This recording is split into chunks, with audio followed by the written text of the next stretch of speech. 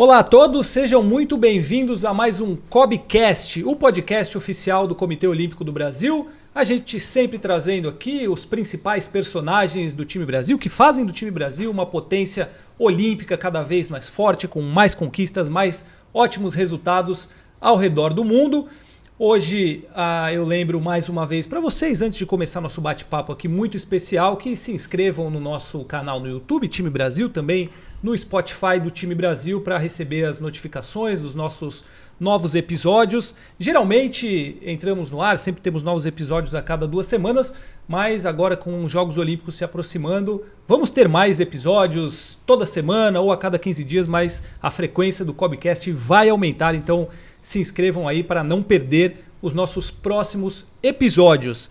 Hoje é um bate-papo muito especial, muito importante, voltado para Paris 2024. Os Jogos Olímpicos estão chegando, mas antes de dar as boas-vindas ao nosso convidado que já passou por aqui, o cara já é da casa, literalmente é de casa, mas antes eu queria apresentar o nosso convidado, que é Paulo Fávero, editor assistente do UOL, uma experiência enorme em cobertura de eventos esportivos, um grande jornalista esportivo.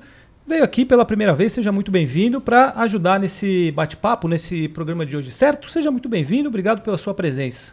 Obrigado a vocês, é um convite irrecusável, né? Estar aqui nesse momento. Já na contagem regressiva, como vocês, vou para a minha 4ª Olimpíada em loco. É complicado, eu sei quanto é, e para o Rogério talvez seja mais ainda, né? Mas é um prazer estar aqui e vamos ajudar nesse debate. Agora vou apresentar o nosso convidado, seja bem-vindo mais uma vez, nosso entrevistado, que é ninguém mais, ninguém menos do que Rogério Sampaio, que está aqui pela 2ª vez. Você veio antes dos Jogos Pan-Americanos, você foi lá chefe de missão nos Jogos Pan-Americanos de Santiago e agora você volta aqui como chefe de missão do COB, do time Brasil, nos Jogos Olímpicos Paris 2024. Seja muito bem-vindo. Prazer mais uma vez ter você aqui, Rogério. Muito legal conseguir ter você novamente para falar dessa preparação, né? A reta final, a gente está chegando. Seja muito bem-vindo. E aí eu já queria começar te perguntando como é que estamos. Tão próximos, quase 2 meses faltando aí para os Jogos Olímpicos. Como estamos para essa competição tão importante? Seja bem-vindo mais uma vez. Muito obrigado, que prazer poder participar desse programa com vocês. Me sinto muito honrado de participar pela 2ª vez. É o primeiro convidado pela 2ª vez. Laura Amaro, do levantamento de peso, foi convidada uma vez, mas aí depois ela veio novamente, só que para um programa especial, convidado mesmo, 2ª vez, Rogério Sampaio inaugurando. Muito obrigado. Espero que esse programa, tenho certeza, vai dar sorte como deu participante dos Jogos Pan-Americanos. Primeiro, eu preciso falar que me sinto muito honrado, eu me sinto homenageado pelo presidente Paulo Vanderlei por ter sido escolhido para chefiar essa missão extremamente importante num ciclo olímpico diferente, um ciclo olímpico de 3 anos, que às vezes parece que não muda nada, mas muda muita coisa. É um ano a menos. Exatamente. É para todos os países do mundo, para todos os comitês olímpicos, mas logicamente que cada um encontra a melhor estratégia e soluções para enfrentar esse momento, né? Atletas mais experientes têm algumas necessidades, os mais jovens outras. Enfim, você encontrar a melhor estratégia para ultrapassar essa dificuldade de um ano a menos é o grande desafio. Então, primeiro, agradecer ao presidente Paulo e, em relação a esse momento, eu posso dizer que nós já estamos preparados do ponto de vista de organização para levar os nossos atletas, para recebê-los lá em Paris. A nossa equipe da área de saúde, de preparação física, os treinadores, os atletas também estão aí se preparando para esse momento. Nós ainda estamos num período final de classificação para os Jogos Olímpicos. Esse período vai se encerrar dias bem perto, antes, né, muito dos perto, Jogos. Dias antes dos Jogos Olímpicos de Paris, né? Se eu não me engano, o basquete masculino é a última. O basquete é bem em cima ali dos Jogos. Isso, é a última modalidade a tentar a vaga nos Jogos Olímpicos. Então, assim, os atletas, logicamente, quando você fala em 70, 75 dias para os Jogos, é perto, mas ainda tem muito trabalho a fazer, né? Atletas que hoje estão tendo um bom resultado, logicamente que eles precisam continuar se dedicando para que eles cresçam daqui até os Jogos Olímpicos, por melhor que sejam os seus tempos e os seus desempenhos, porque os seus adversários vão trabalhar para evoluir, né? Então, às vezes, você precisa melhorar 1 segundo, 1 segundo e meio. O atleta tem que trabalhar para atingir esse nível de competição lá nos Jogos Olímpicos. 75 dias é pouco para a gente que está organizando, mas é muito para um atleta que precisa trabalhar. Então, eu diria que nós estamos prontos, mas ao mesmo tempo prontos do ponto de vista de estrutura, mas buscando melhorar do ponto de vista de treinamento, desempenho dos atletas. A gente vai trabalhar até o último dia, não tenha dúvida. Você, chefe de missão, se sente preparado, mas você tem que se preparar para o incêndio que às vezes vai acontecer, tem que apagar. Como que é essa relação? Como você lida com o imponderável que pode acontecer? Talvez em Santiago tenha acontecido, né? E... Muita coisa, né? Em Santiago aconteceu muita coisa, mas assim, nós temos uma equipe super preparada, né, do ponto de vista de organização e de enfrentamento das dificuldades. Então, a nossa área de jogos e missões internacionais é de altíssimo nível. Ontem, inclusive, nós fizemos uma reunião de atualização de aproximadamente 1 hora. Quando acabou a reunião, eu falei para eles, olha, se vocês fossem fazer uma apresentação dessa numa numa universidade que tratasse de logística, né? Você fica imaginando como esses estudantes iriam babar numa apresentação daquela, porque é um trabalho magistral. Começa 5 anos antes, A gente começa muito antes, mas a gente tem que transportar cavalo, barco de vela, barco de remo, barco de canoagem. Montar um barco de vela, cada barco de cada prova, o parafuso é diferente, a vela é diferente, as necessidades são diferentes. Os atletas de cada modalidade têm necessidades diferentes entre eles, se é a canoagem velocidade, se é a canoagem slalom, enfim. E essa logística, desculpa te cortar, Rogério, mas essa logística ela sai de vários países diferentes, né? Então vem cavalo da Europa. Exatamente. E os containers também saem de países diferentes. Por exemplo, o nosso uniforme está vindo da China, sim. Os cavalos estão indo dos Estados Unidos. Na Europa eles vão através de... Aqui é tipo um container especial para transporte de cavalo. Transporte de animais. Os barcos já estão lá na Espanha, mas tem que ir para a França, enfim. É uma logística realmente muito grande para que não falte nada para o atleta. E nós tivemos em Santiago, como você falou, muitos incêndios, né? E o meu papel é exatamente entender nesse momento de que maneira eu posso contribuir melhor para apagar esse incêndio. E foi o que ocorreu lá em Santiago. Eu cheguei logo que abriu a vila, as obras ainda estavam sendo executadas, nós tivemos alguns problemas no nosso prédio. Por sorte, nós temos um grupo de colaboradores, não só da área de jogos e operações internacionais, mas da área de infraestrutura mesmo, né, que conseguiu nos dar uma solução ou um caminho para buscar essa solução. E eu fui trabalhar internamente para encontrar os caminhos que nos facilitasse resolver os problemas. Bom, enfim, muitos problemas foram solucionados no penúltimo dia, né? Nós tivemos que ter uma logística interna também, de movimentar os atletas de um quarto para o outro, mas no final deu tudo certo. Você só teve que tomar um banho gelado? Eu cheguei a tomar banho gelado e estava frio lá. Estava muito frio, Jogos Pan-Americanos de Inverno. Exatamente. Estava frio, mas cheguei a tomar banho gelado, tivemos algumas dificuldades, mas o mais importante, nós conseguimos encontrar as soluções de maneira em que os atletas não percebessem os problemas, né? E que esses problemas não impactassem no desempenho dos nossos atletas. Eu acho que isso foi o principal e a prova disso é o resultado final dos Jogos Pan-Americanos e nos Jogos Pan-Americanos a gente conseguiu atender plenamente, eu acredito que todas as necessidades dos atletas para que eles pudessem ter uma boa condição de performance e de rendimento. E fazendo um paralelo com isso que aconteceu em Santiago, o que vocês estão recebendo da organização de Paris dessa parte de estrutura? É uma perspectiva melhor de organização, estrutura? Qual é a situação que vocês estão vendo com relação ao que vão encontrar lá em Paris ou que já está sendo encontrado de acordo com o que as equipes estão fazendo? Olha, a expectativa é a melhor possível. A Vila Olímpica já está finalizada, nós já fizemos visitas no prédio em que nós vamos ocupar.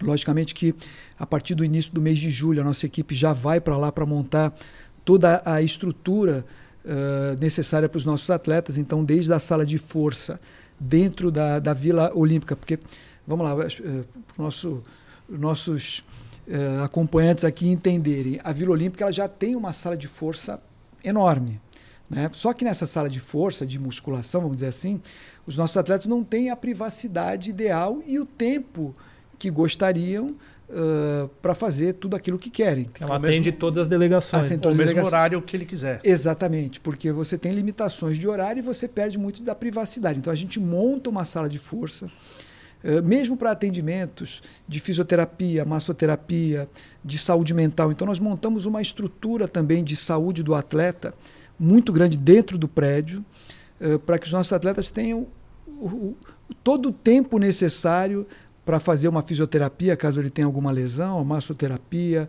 o tempo necessário para fazer um atendimento de saúde mental.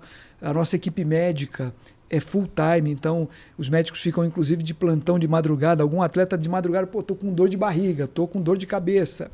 A gente sabe que na hora de dar um medicamento nós temos que estar preocupados com as substâncias proibidas na questão do doping. Então, assim, é uma organização muito grande. Então nós já vamos no início de julho para montar toda essa estrutura na Vila Olímpica e também na base que nós vamos ter ali a 500 metros da Vila Olímpica, que é na cidade de Santo Ângelo, onde nós vamos ter também locais de treinamento, novamente uma sala de força, todo o espaço de atendimento do atleta nessa área de saúde, com fisioterapia, massoterapia, a área específica para saúde mental, enfim.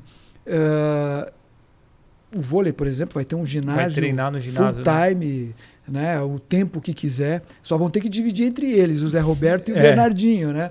Mas é uma organização muito grande para que nada falte para os nossos atletas. Inclusive, alimentação, culinária brasileira, né? Porque a gente pega atletas que às vezes estão na Europa há 2 meses.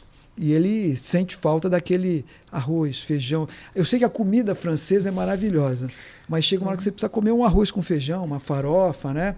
Se sentir um pouquinho mais em casa. Então, todos esses espaços começam a ser montados a partir do dia 1º. A Vila abre, se eu não me engano, no dia 18, e nós já estaremos lá com tudo pronto para receber os primeiros atletas. E você falou da culinária, faz diferença mesmo, assim, esse conforto, esse carinho com o atleta? Porque a gente, você bem comentou, a culinária francesa é mundialmente famosa, né? As pessoas vão lá e falam, nossa, vou comer o croissant, o chocolate, e de repente o cara quer o arroz e feijão, ele quer se sentir assim. Porque o seu hábito é comer o frango, o arroz, um pouco de feijão, a salada, né? Não que o atleta não possa comer um croissant ou comer comida de uma outra culinária, e às vezes come.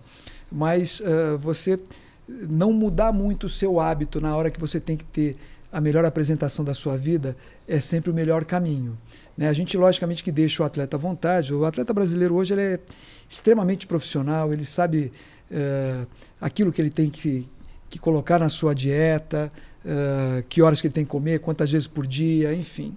A gente tem lá os profissionais também que ficam à disposição, mas logicamente que oferecer esse carinho e mais essa possibilidade pode fazer a diferença. Com relação à Vila Olímpica, o COB também teve que atuar na questão do ar-condicionado, né? Que eles não oferecem ar-condicionado, a organização de Paris 2024, por uma questão de sustentabilidade, mas os atletas vão ter o ar-condicionado. Como é que ficou essa questão? Foi uma opção do comitê organizador, né? Montar a estrutura da Vila Olímpica sem aparelhos de ar-condicionado. Você bem falou, é uma pegada de sustentabilidade, né? Mas depois muitas delegações, entre elas a do Brasil, fizeram reivindicações, porque os nossos atletas estão acostumados aqui, vamos dizer, no Rio de Janeiro ou em outras cidades. Hoje São Paulo é muito quente, qualquer localidade do Brasil, né? Sim. Chega no verão, você treinou à noite, você precisa ir descansar, um aparelho de ar-condicionado numa temperatura mais agradável. E o verão europeu é quente, né? É tão quente quanto o verão brasileiro, né? Então nos preocupava muito essa questão do atleta ir para o quarto e não conseguir ficar no quarto por conta do calor. E eu preciso que o atleta treine, se alimente e descanse, se preparando para a competição.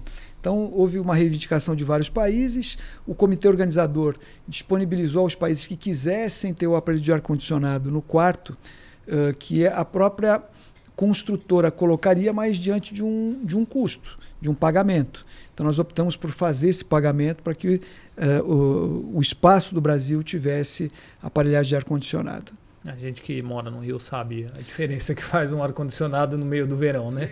Às vezes até no meio do inverno você precisa de um ar-condicionado, né? Do jeito que está ultimamente. E tem outras questões também, né? Tem a questão do Rio Sena, né? Como é que vocês estão acompanhando essa da poluição? Vai ter ou não vai ter prova do triatlo de águas abertas? Eu li uma manifestação da Ana Marcela essa semana, dizendo que ela está um pouco mais tranquila com as informações que ela recebeu em relação à prova no Rio Sena, está confiante de que a prova seja lá. Nós estamos confiantes também com as informações passadas pela organização. A gente sabe que existe um plano B, mas por enquanto o comitê organizador tem deixado confiante em relação à prova no Rio Sena. Essa semana, eu acho, semana que vem, eles vão instalar uma barreira que diminui a correnteza no Rio Sena, quer dizer, diminui, mas não zera, né? Vai continuar havendo uma correnteza. E a gente espera que as provas possam ocorrer lá conforme o programado, né? Diminui, inclusive, a poluição do Rio Sena. Porque na França você não tem o despejo de esgoto no Rio Sena. Mas acontece que quando chove, o lixo que tem na rua, desce, né, nas margens, ele vem para o rio. Entendemos que além das barreiras para diminuir a correnteza, também haverão desvios para evitar esse tipo de contaminação do rio através do lixo que fica nas margens, com desvios para que esse lixo não venha para a área de competição, né? Então a gente está confiante de que a prova ocorra ali. No caso da Ana Marcela e dos atletas de triatlon, eles têm treinado muito forte, né? Nós temos atletas no triatlon também muito bons na prova de natação. Sim. E a gente sabe que essa prova pode ser um diferencial, porque a correnteza favorece atletas mais técnicos e fortes na prova, né? Então isso pode ser uma vantagem para a gente. E a questão da segurança, né? A gente vem de uma Olimpíada sem público, fechada, para uma que é na cidade talvez mais visitada do mundo, com público, com tudo, expectativa super alta. Tem alguma preocupação de segurança para esses jogos? Não diria preocupação, eu diria atenção. Nós temos uma atenção especial para essa área de segurança. Nós tivemos agora um seminário lá na França, em Paris, agora no mês passado, sobre essa parte de segurança. A organização apresentou todo o trabalho que vem sendo organizado. Nós teremos aproximadamente 35 mil policiais na França, garantindo a segurança, não só nos locais de competição, mas em toda a cidade. O comitê organizador também possibilitou um determinado número de policiais dentro das delegações. Então o Brasil tem direito a 2 policiais dentro da nossa delegação. Nós entendemos que a principal contribuição desses policiais é a área de informação, conversando com os policiais das outras delegações e com o comitê organizador, e também nos passando orientações, protocolos. Nós vamos lembrar que nós temos a nossa delegação na Vila Olímpica, mas temos também uma parte da nossa delegação que vai estar também atuando na Casa Brasil, que é uma outra entrega que nós vamos ter com os nossos patrocinadores lá no Parque La Villette, e temos também a nossa base em Saint-Ouen, né? E esses 2 locais, a Casa Brasil e a base em Saint-Ouen, não estão dentro do perímetro de segurança da Vila Olímpica ou de uma instalação olímpica. Então são espaços que merecem uma atenção especial. No Parque La Villette, além da nossa Casa Brasil, nós temos 11 ou 12 países também com casas com o mesmo objetivo, né? Fazer celebrações, espaços para ativação dos patrocinadores. Então, nesse parque também haverá, por parte do parque, da organização do Comitê Olímpico Internacional, um olhar diferenciado na segurança. Logicamente que eu volto a falar, nós não estamos preocupados, mas estamos atentos e atuando para que a nossa delegação possa ter a melhor segurança possível. Agora, falando um pouco da parte de desempenho esportivo, A gente teve recentemente aí bons desempenhos de atletas que tiveram um 2023 abaixo do esperado. Isaquias, o Alisson dos Santos. Da mesma maneira que quando os atletas têm um desempenho pior, se olha com um olhar por preocupação, como é que esse pessoal vai chegar.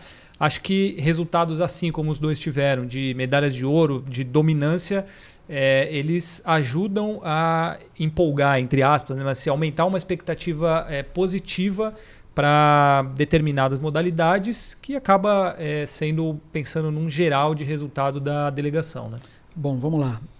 Tanto o Isaquias quanto o Alisson são atletas que sentiram o fato de nós estarmos num ciclo olímpico de 3 anos. O Alisson passou por um processo cirúrgico. O Isaquias, depois de muitos anos, já de 2 ou 3 Olimpíadas, se não me engano, 16 e 21, né? É natural que você, para uma terceira Olimpíada, você diminua num primeiro momento o ritmo do treino e depois você volte a subir. Isso não é o Isaquias, não. Isso, atletas inclusive do exterior, Michael Phelps, tinha uma menina do judô, uma americana fortíssima, foi bicampeã olímpica, Kayla Harrison, foi campeã no Rio e depois para 2020, que virou 2021, não, desculpe, foi campeã em 2012 e depois para o Rio em 2016 ela sumiu 1 ano e meio e depois ressurgiu e veio atropelando todo mundo e foi bicampeã olímpica. Então, nós entendemos que, às vezes, a diminuição do rendimento é natural, né, por uma cirurgia, por uma questão dessa que eu falei, mas são atletas vitoriosos, extremamente capazes, focados, determinados e líderes também. Né? A gente sabe que quando a delegação ela se inflama, né? Quando você vê um atleta como o Isaquias, como o Alisson, a Ana Marcela, a Rebeca, os nossos principais atletas, o Calderano, tendo bons resultados, aquele atleta que às vezes não tem um nome tão forte, ou ainda não escreveu uma história tão bonita, vamos dizer assim. Ele se inspira, né? Ele se inspira e ele também, também quero chegar lá. O Alisson tá bem, eu preciso chegar no nível dele, enfim. E logicamente que nós também ficamos animados. Agora, eu sempre procuro manter os pés no chão, né? Nós volto a falar, estamos a 75 dias dos Jogos Olímpicos. E esses atletas que estão tendo um bom desempenho, eles precisam continuar crescendo no seu desempenho, porque os adversários vão crescer, vão acelerar, vão se esforçar, e eles precisam continuar crescendo, porque se o desempenho daqui a 75 dias for igual ao de hoje, não vai rolar medalha. Vai ficar para trás. Vai ficar para trás. Então esse é o desafio. Como é que eu pego esse atleta aqui e entrego ele num nível mais alto ainda daqui a 75 dias? Né? Até, desculpa te cortar, Fábio, mas sim, até eu te perguntei isso justamente porque a gente vê essas projeções de medalhas, de quem o Brasil é favorito, e aí até você que está desse lado, né, desse tipo de análise também, conforme esses resultados vão acontecendo pré-Olimpíada, essa análise ela muda também, né? Então assim, o Isaquias já não estava... o Isaquias talvez super medalha. Dinâmico, né? Eu queria até falar, antes dele fazer a pergunta, né? Os Jogos Olímpicos é um local de excelência. Né? O atleta que vai ganhar medalha, ele tem que estar no auge da sua forma física, técnica e emocional. Se tem uma competição que você vê muitas vezes o favorito não chegar nem na medalha, né? Se tem uma competição onde muitas vezes um atleta que talvez não esteja entre os favoritos consegue ter um desempenho extraordinário e sair vencedor, essa competição é os Jogos Olímpicos. Você fala com conhecimento de causa. Então, assim, o atleta que quer realmente ganhar uma medalha, mesmo que ele já seja vitorioso, seja um Isaquias, um Alisson, uma Ana Marcela, Rebeca, o melhor caminho é humildade, manter os pés no chão, trabalhar duro, trabalhar muito, entendeu? Porque chegar nesse nível de excelência não é fácil, não é para qualquer um, não é qualquer um que suporta a carga de treinamento, a carga de pressão, né? Não é qualquer atleta que consegue ter o nível técnico que esses atletas têm. Tem. Se você tiver tudo isso, mas você não mantiver o pezinho no chão, se não trabalhar duro, a coisa cai. Né? Às vezes você tem algum atleta que está entre os melhores do mundo e ele, nesse processo de treinamento, ele teve uma lesão e ele parou por 30 dias. Dificilmente ele vai chegar no mesmo nível dos demais lá na frente. Né? Então, os Jogos Olímpicos a excelência. É aquele atleta que eu até evito falar isso, mas é o cavalo de raça. né? Se você comer uma comida um pouco mais gordurosa hoje, o teu desempenho amanhã não vai ser o mesmo, né? Então a gente tem que... é o que eu tento passar, né? Humildade, manter os pés no chão, trabalhar duro, o resultado vem. Você é o exemplo disso, né? Você acabou de colocar conhecimento de causa. Você chegou numa Olimpíada, pouca gente te conhecia, ninguém apostava em você.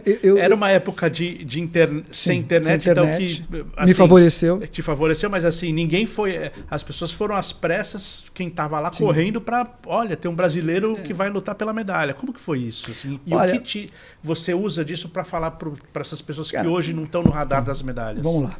Eu tive um ciclo olímpico de 92, né, dos Jogos de Barcelona, extremamente complicado. Eu fiquei parado 2 anos e meio, afastado das competições internacionais, dos treinamentos internacionais, por conta de uma briga com a Confederação Brasileira de Judô. À época o presidente era Joaquim Mamed, de Carvalho e Silva. Nós fizemos um movimento, enfim, aí é uma história longa, o judô não tinha a mínima estrutura, a gente treinava em tatame de palha e ia competir no exterior em tatame sintético.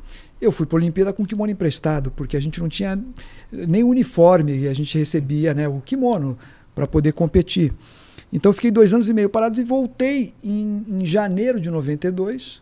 Inclusive o responsável pelo nosso retorno foi o Bernard Heisman, que na época era o ministro do esporte, o secretário nacional de esportes, e ele costurou um acordo para que a gente pudesse voltar.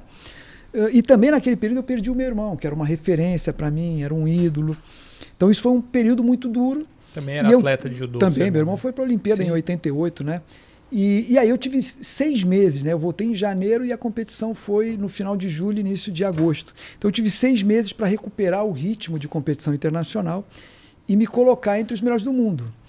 Quando eu parei lá em outubro de 89, quando eu me afastei, eu acreditava em estar entre os melhores do mundo na minha categoria, entre os 5 melhores do mundo. Então a minha briga nesse retorno era voltar a essa mesma condição. E quando eu saí do Brasil para ir para Barcelona, eu acreditava que estava entre os 5 melhores, né? E logicamente que algumas coisas acabaram dando certo. Você bem falou, era uma época que não tinha internet, as pessoas...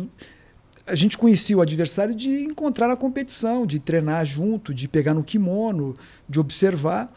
Mas para muitos eu fiquei afastado 2 anos e meio, então talvez não me conhecessem. E eu era um atleta, não vou dizer que eu era um atleta técnico, mas eu era um atleta perigoso, né? Eu tinha técnicas que pontuavam. Para o atleta que não estava habituado a treinar comigo, a competir, eu era um atleta extremamente perigoso. Tanto é que as 3 primeiras lutas eu ganhei por ippon, né? Isso trouxe um desgaste menor para mim, né? Um desgaste físico menor. E aí eu acabei chegando na semifinal mais inteiro do que os meus adversários, né? O judô é um esporte de força, trabalha com batimento cardíaco lá, 190, 200 batimentos por minuto numa lutadura. E aí na semifinal eu encontrei o alemão, que era o campeão do mundo, tinha sido vice-campeão do mundo em 89 e campeão do mundo em 91. Naquela época o judô, o campeonato mundial era a cada 2 anos. Mas eu já tinha competido com ele 2 vezes. Tinha ganhado uma e perdido outra. Então eu sabia que tinha condições de vencê-lo novamente, né? E foi uma luta duríssima do início ao fim, tanto para ele quanto para mim. E eu acabei ganhando dele nas punições. Foi o único atleta que eu não consegui derrubar, jogar, né? Projetar naquele ano lá em Barcelona. E aí quando eu cheguei na final, um atleta fortíssimo da Hungria também, atleta medalhista de campeonato mundial, enfim. Só que assim, o jogo encaixava para mim. Era tudo que eu queria de um adversário numa final olímpica, era um atleta como aquele, né? Porque ele era destro, ele era mais baixo, ele fazia um judô de movimentação, que era a minha especialidade. Enfim, foi uma luta dura, a final, mas eu acabei vencendo até com uma certa facilidade, né? Na pontuação. Eu joguei por Vasari, por Yukko, pontos que hoje nem mais existem, né? Era outra a regra era diferente. Você comentar que a semifinal foi bem mais difícil do que a final para você, né? Foi duríssima, porque tanto é que o alemão, o Udo Kielmas, eu mudei de peso depois dos Jogos Olímpicos de 92, né? E ele continuou na mesma categoria, em 92 ele foi medalha de bronze, porque ele perdeu para mim na semifinal, mas depois em 96 ele foi campeão olímpico, né? Então era um atleta de altíssimo nível, mas eu sabia que tinha condições de vencê-lo novamente e acredito que cheguei lá entre os 5 melhores do mundo, né? E naquele dia eu fui o melhor. E é isso que vai acontecer nos Jogos Olímpicos. O atleta tem que treinar até o último dia, confiar no trabalho do seu treinador, no trabalho que ele está executando. Tem que manter os pés no chão, humildade, vamos respeitar os adversários. Vou respeitar, mas não vou também transformá-lo num monstro invencível, né? Ele está trabalhando duro, eu também estou. Dificilmente alguém vai ter um trabalho melhor do que o meu. O Brasil hoje tem uma estrutura excelente de treinadores, de locais de treinamento, profissionais da área de preparação física, preparação mental. Eu posso dizer que hoje nada falta para os nossos adversários em relação àquilo que tem os adversários do exterior. Então nós temos que nos manter confiantes, trabalhando duro até o último dia que o resultado vai vir. É legal você falar isso e até fazer um parênteses de que a gente tem feito algumas matérias especiais com alguns atletas. Então a gente foi lá com o Bruno Fratos, que infelizmente não vai estar em Paris, mas com a Ana Marcela. Todos eles com fisioterapeuta do COB à disposição, mesmo morando nos Estados Unidos, na Europa, pessoal da biomecânica, preparador físico. Então, mesmo aqueles que não estão aqui no Brasil recebem um apoio, um suporte e uma dedicação do COB intensa e integral nesses casos, principalmente, porque esses profissionais ficam o tempo todo com esses atletas. Que é isso que você falou, acaba não devendo em nada para outros grandes comitês, outras nacionalidades, né? Nós entendemos que hoje, muitas vezes, o atleta necessita, em alguns momentos, passar um tempo no exterior para se desenvolver, para se manter entre os melhores do mundo. Então, como nós temos profissionais de altíssimo nível, muitas vezes é melhor nós enviarmos esse profissional para lá do que contratar um lá no local, que às vezes não conhece o dia a dia do atleta, não conhece o histórico desse atleta. Então a gente encaminha o profissional para o exterior, fica um tempo lá com o atleta para atendê-lo em todas as necessidades. E eles já conhecem os atletas, isso é uma coisa que acaba fazendo diferença. Muitos trabalhavam aqui no dia a dia e passaram a trabalhar lá. Exatamente. E é curioso porque você pega a primeira medalha do Brasil de ouro em Olimpíada, no início do século XX, foi com uma arma emprestada. Sim. A Aida dos Santos fez uma marca histórica no atletismo, não tinha calçado. Não tinha uniforme feminino, né? Acho que ela era a única mulher da delegação.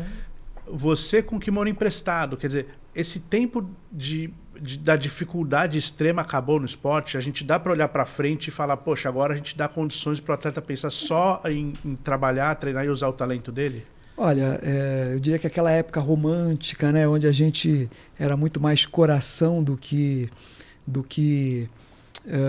organização, do que tecnologia, ciência, eu acho que esse período já passou. Lógico que o atleta ele precisa continuar tendo a mesma dedicação, o mesmo comprometimento, foco, humildade, tem que trabalhar duro. Isso não mudou.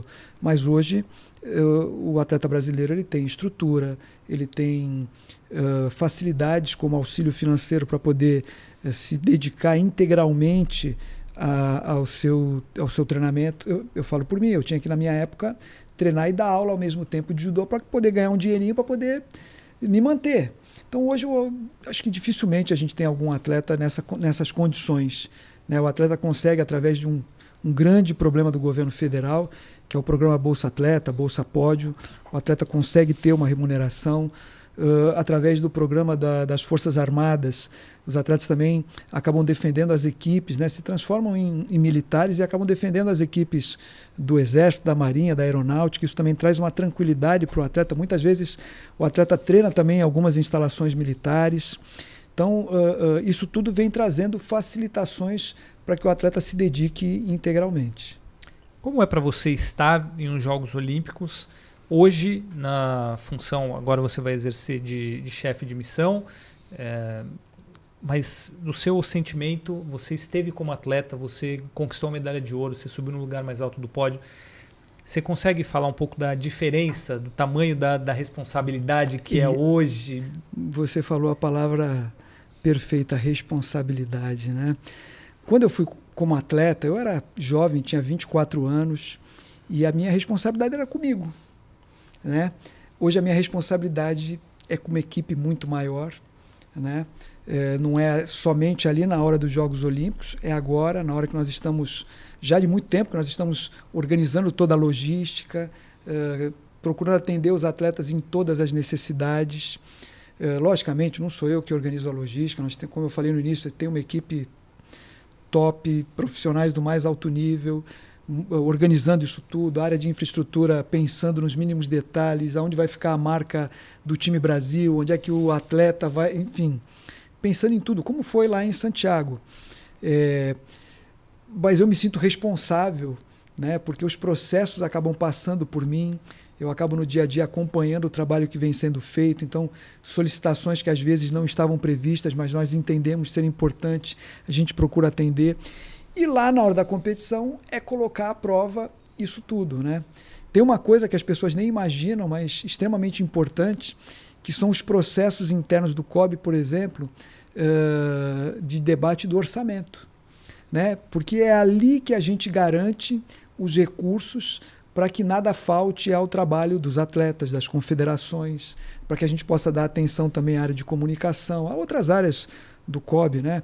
Vamos dar um exemplo aqui, os nossos atletas vão para os Jogos Olímpicos, eles têm que fazer 5 cursos. Sim. Curso de enfrentamento ao assédio moral e sexual, abuso também, curso de enfrentamento ao racismo, enfrentamento à manipulação de competições, enfrentamento ao doping, o curso de conduta ética. Então, é tanta coisa. Todos os colaboradores têm que fazer. Todos os colaboradores têm que fazer. É tanto detalhe para que você faça assim, agora esse atleta está preparado, vai lá. Então, assim, a responsabilidade é grande, né? Confesso para você que estou ansioso, né? Todo dia quando eu boto a cabeça no travesseiro, eu já começo a pensar no dia seguinte, o que eu preciso resolver ainda, que são pequenas pendências, né? Para que nada falte para a nossa delegação lá em Paris. Eu acho que mais ou menos uma década atrás, a gente tinha muito no COB e dirigentes que vinham do vôlei, né? E agora a gente tem bastante pessoas oriundas do judô. É o seu caso, o professor Neilson, Paulo Vanderlei. O que o judô traz para que você usa do judô na gestão? Bom, vamos lá. Cargos esportivos. Em relação a esse meu convívio com o presidente Paulo, essa relação de confiança, né, é sempre importante lembrar que nós tivemos uma convivência muito grande, muito forte, ainda na época de atleta. Eu era atleta, ele era treinador. Depois que eu encerrei minha carreira, eu passei a trabalhar muito forte como treinador. Cheguei a, inclusive, ser o treinador da Seleção Brasileira Masculina Sub-20.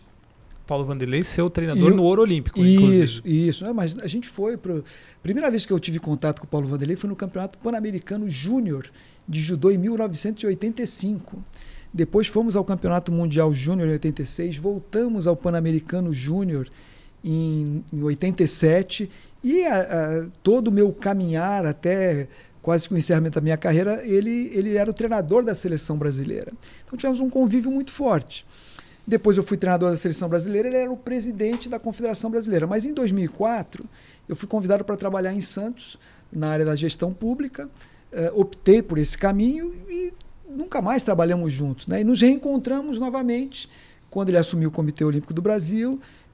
Eu acho que já observava o meu caminhar profissional nos últimos anos. Eu, na época, trabalhava no Ministério do Esporte como secretário nacional de alto rendimento, e aí houve o convite para vir para o Comitê Olímpico do Brasil, né? Então é interessante porque, embora nós sejamos da mesma modalidade, os caminhos foram diferentes, né? Eu acho que o judô, é sempre importante lembrar que é a modalidade, a única do Brasil, que traz medalhas de maneira ininterrupta desde os Jogos Olímpicos de Atlanta. Então, acredito que agora em Paris a gente complete 40 anos de conquistas ininterruptas.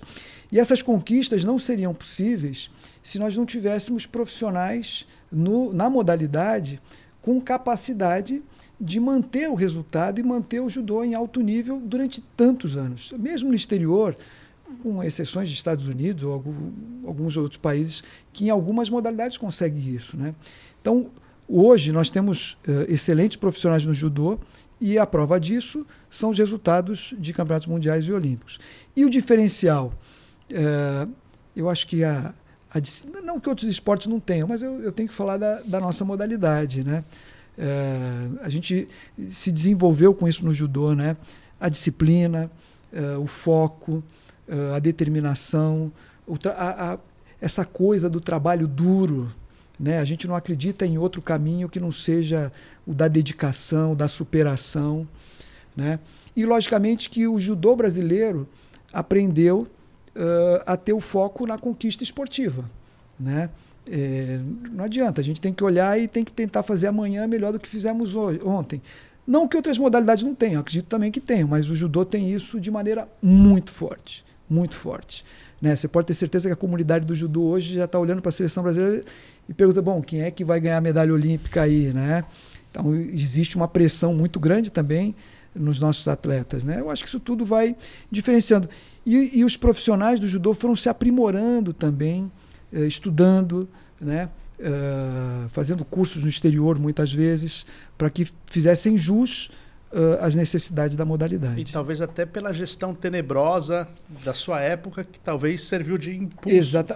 Só para você ter uma ideia, quando o presidente Paulo Vanderlei assumiu a Confederação de Judô em 2001, se eu não me engano, no começo de 2001, ele encontrou a sede da Confederação 2 ou 3 cadeiras essas de plástico de bar. Churrasco. Cadeira de bar, churrasco. 2 ou 3 mesas de plástico também, da cerveja tal, e era o que tinha na Confederação. Se tivesse uma churrasqueirinha, dava para fazer o churrasco. Você não tinha uma máquina de escrever lá em 2001, você não tinha nada, né?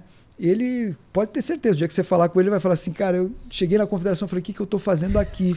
Né? Porque você não tinha R$1 na conta, só problema, só pepino. E, logicamente, que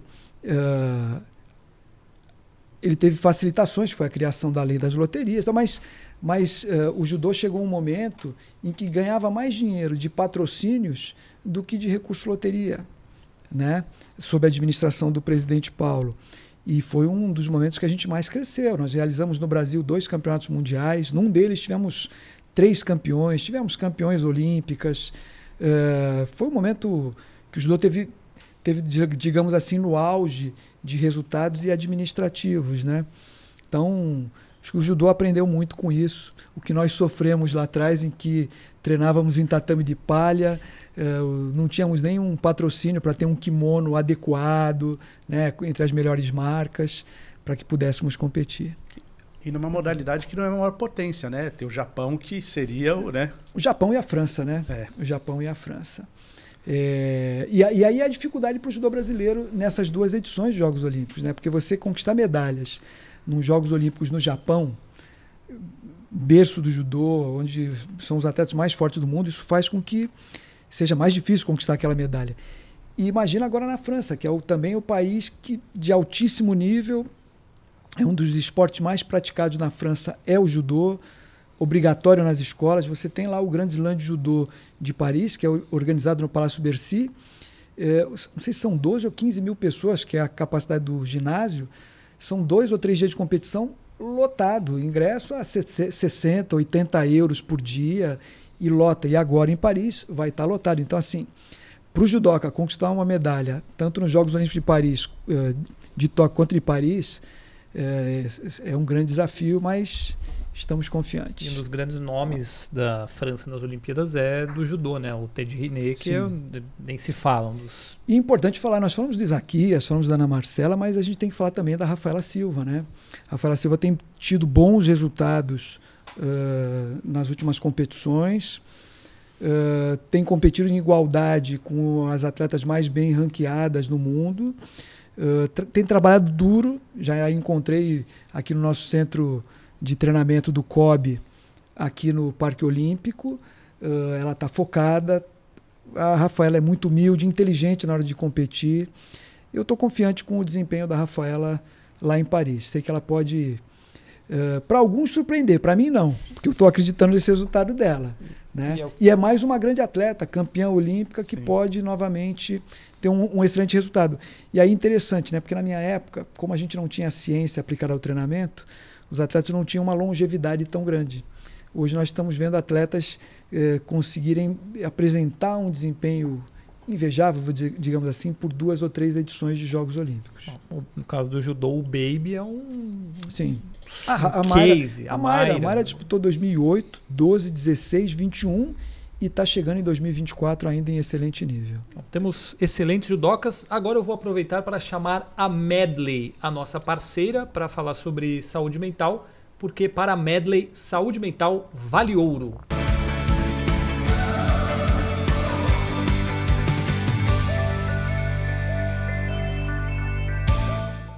Rogério, os últimos Jogos Olímpicos trouxeram muito à tona a questão da saúde mental, Simone Biles, Covid. Como que o COB está trabalhando esse tema voltado para os Jogos Olímpicos de Paris? Bom, primeiro vamos dizer que a Covid foi um momento ímpar, né, para o atleta de qualquer país. Você falou da Simone Biles, né? Os atletas não tiveram condições de treinar na sua plenitude, então cada país, cada atleta buscou soluções para chegar na melhor forma física e técnica, emocional lá em Tóquio. Cada atleta sentiu de uma maneira, né? Pelo menos é dessa maneira que eu avalio a situação da Simone Biles. E aí a Simone Biles, aquele caso dela, que ela não se sentiu segura e aí ela preferiu não competir, aquilo lá trouxe à tona a preocupação com a saúde mental. O Comitê Olímpico do Brasil já trabalha há muitos anos, mesmo antes dos Jogos Olímpicos do Rio de Janeiro, nessa área de saúde mental dos nossos atletas. Nós entendemos que esse atendimento não é só na hora da competição, ele é ao longo da carreira do atleta. O atleta, quando ele encerra a sua carreira, do mesmo jeito que nós entendemos que ele não pode ter uma sequela física, ele também não pode ter uma sequela emocional, né? E por que ele teria uma sequela emocional? Porque ele trabalha no limite, né? O treinamento é duro. Aquilo que eu estava falando, tem que trabalhar duro. Porque a pessoa fala assim, pô, mas o atleta tem tudo, então, mas não é assim, cara. O atleta também tem seus problemas, ele também briga com a namorada, Sim. Às vezes ele tem seus problemas com a família, às vezes ele também acorda de manhã e fala assim, cara, hoje eu não estou afim de treinar, hoje está me doendo aqui, está me doendo ali, então... Mas ele tem que treinar, né? Mas ele tem que treinar, e esse dia é tão importante quanto o outro dia, que está tudo bonito, o céu está colorido, entendeu? Ele não tem problema no banco, esse dia vai render, mas o outro também tem que render do mesmo jeito. Então nós precisamos ter um trabalho forte de saúde mental para que ele possa estar na plenitude no momento de Jogos Olímpicos, mas que também, ao final da carreira, ele não tenha nenhuma sequela emocional. Então, o COB já trabalha com isso há muito tempo.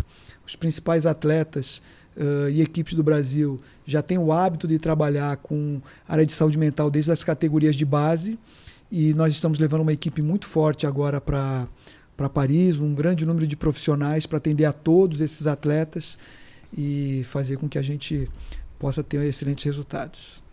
No seu tempo de atleta, esse debate ele era pífio, assim, quase, né? Não tinha muito. Ele estava iniciando, mas eu tinha um amigo em Santos, que era professor de judô, chamado Agostinho Feijó Filho, e ele tinha, inclusive, naquele ciclo olímpico, ido para a Espanha, na Universidade de Barcelona, e feito um trabalho de pós-graduação em psicologia esportiva.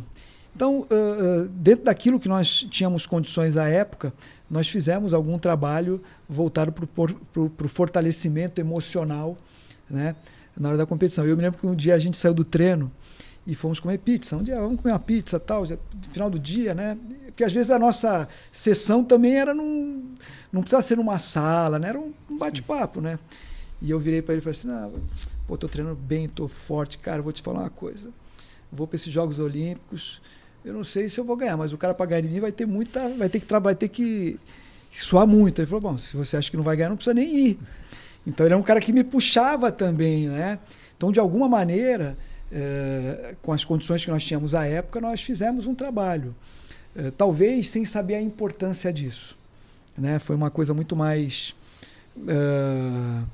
de sensibilidade, de que talvez aquilo pudesse ajudar, do que realmente o conhecimento de não, isso aqui é importante. Mas de alguma maneira nós fizemos um trabalho que com certeza colaborou para que eu pudesse ter conquistado aquela medalha em 92. E talvez o mérito da Simone Biles tenha sido esse de jogar os holofotes, jogar todas as luzes para esse tema, né?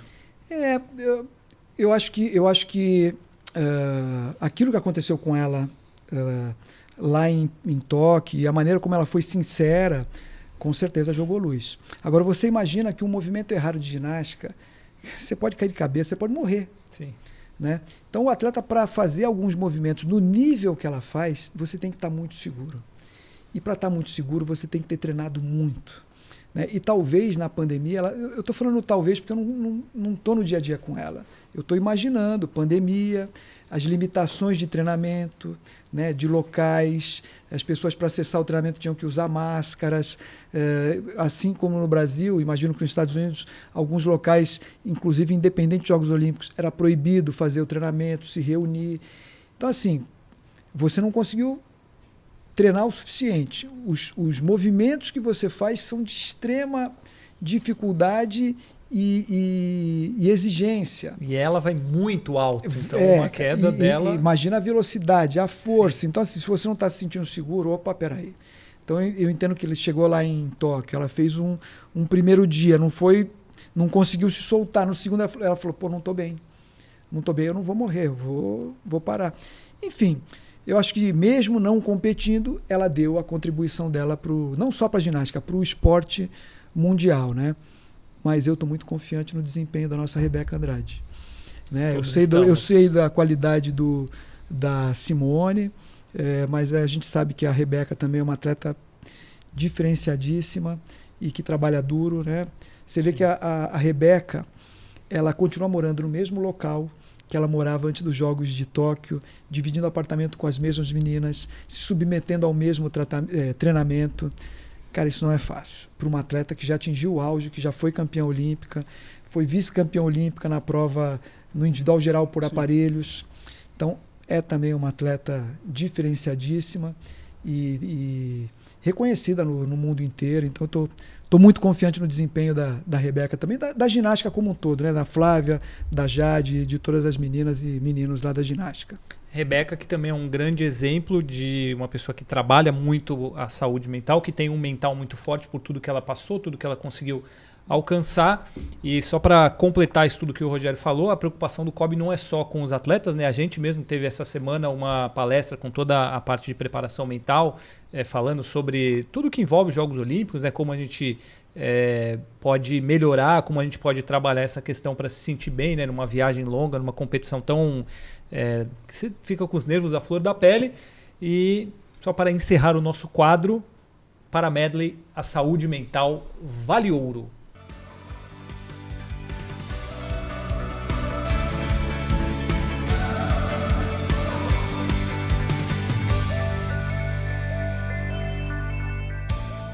Rogério, a gente está chegando no final. Eu vou fazer aquela pergunta que todos os torcedores brasileiros, fãs de Jogos Olímpicos, querem saber. Projeção de medalhas. Vocês trabalham com um número, um objetivo?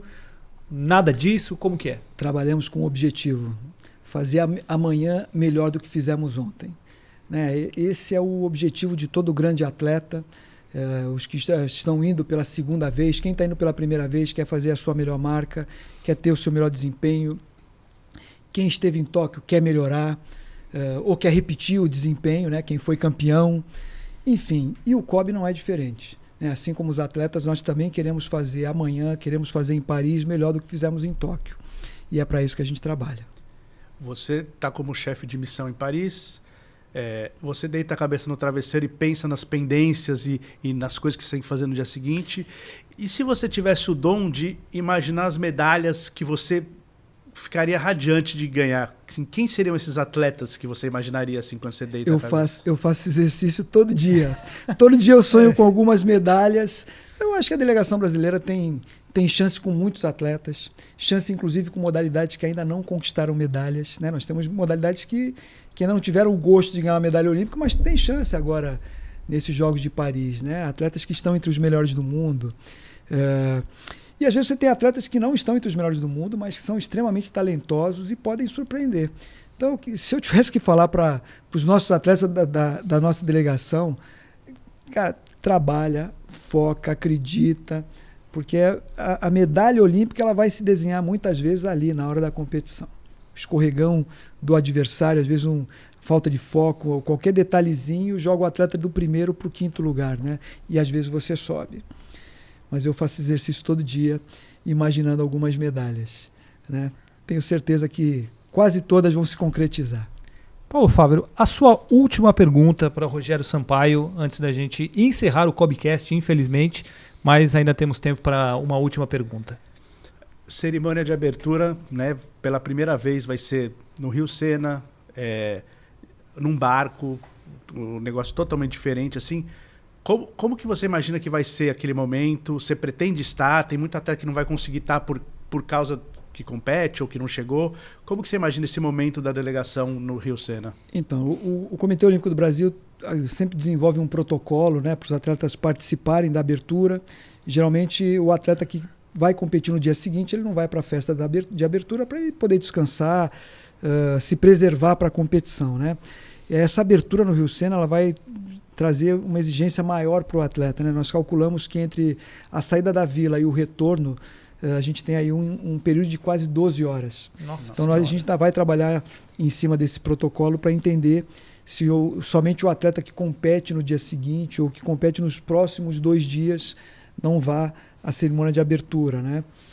Mas eu acredito que vai ser uma cerimônia mágica, né?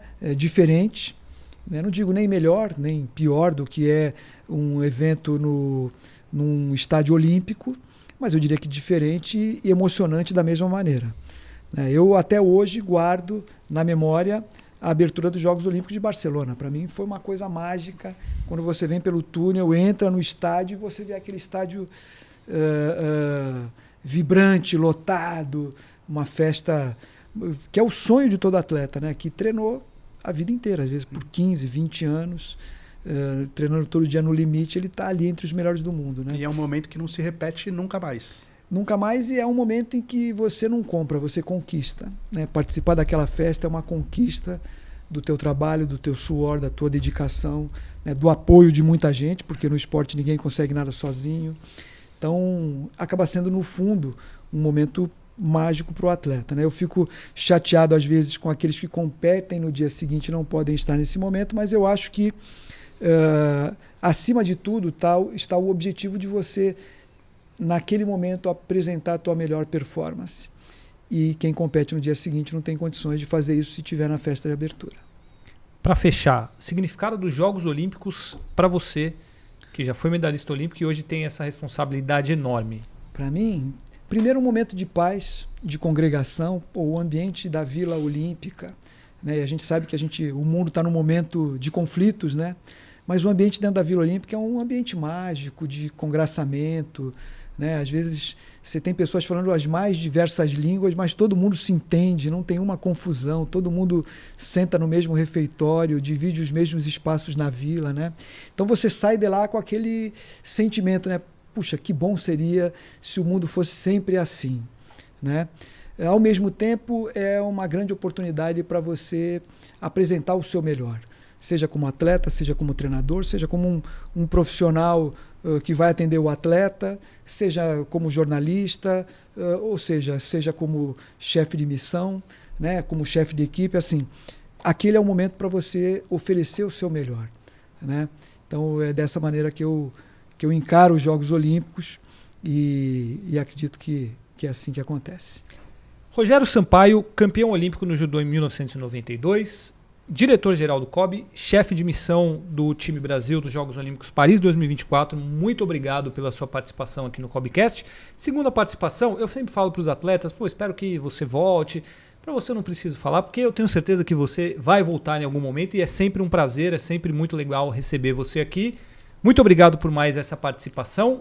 Você, mais do que ninguém, volte quando quiser. Opa! Agradeço a oportunidade. Vamos continuar trabalhando duro nesses 75 dias que faltam para a abertura e vamos buscar esse grande resultado para o Brasil. Estaremos juntos nessa. Paulo Fávero, muito obrigado pela sua participação. Foi um prazer receber você aqui. Espero que mais uma vez a gente possa contar com o seu conhecimento, a sua experiência aqui no COBcast. Imagina, o prazer foi meu. Obrigado pelo convite. De repente, o Rogério volta pela terceira vez, depois da Olimpíada, falando se os sonhos de medalhas dele se tornaram realidade, né? Vai voltar com a melhor campanha do Brasil na história dos Jogos Olímpicos. Estamos combinados? Com certeza. Então, estamos todos acreditando nisso.